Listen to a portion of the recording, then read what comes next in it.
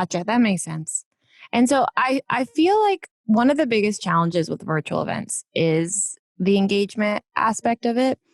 And people are looking at screens all day. And I've always thought about this, especially now since most people are working remote.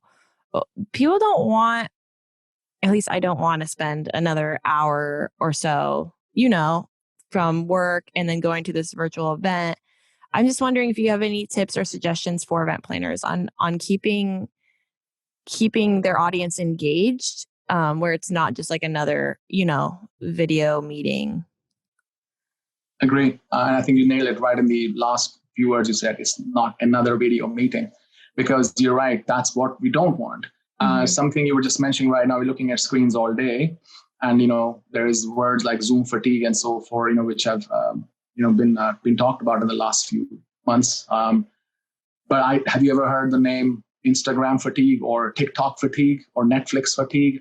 It's called Netflix binge. The point is that it's all about the content, so I think what we really need to do as people who put events together is to really understand that we cannot just copy paste what happens in the real world and just put it online. It has to be very much in tune with how people consume content online. So you find people for hours and hours and hours, and they don't even realize how many hours they spend scrolling through a feed, on Instagram with video after video, and now TikTok, right? So the point is, give them bite-sized content, get them interested. If they like what they see, they will go and look at the long form, right? So we have to really understand that. The best example of that is TED Talks.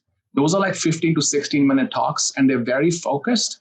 You can always go and watch a bunch of other videos about that particular speaker, but that talk is very focused on what it does. And those are most successful online, media, talks. So the point is, take cues from what has been working online and don't just try to copy what has been happening in the offline world, right? So I'm not even saying that the offline or in-person 1-hour sessions work anymore. I don't think so. But the bottom line is, at least for online, I think there's a few different things.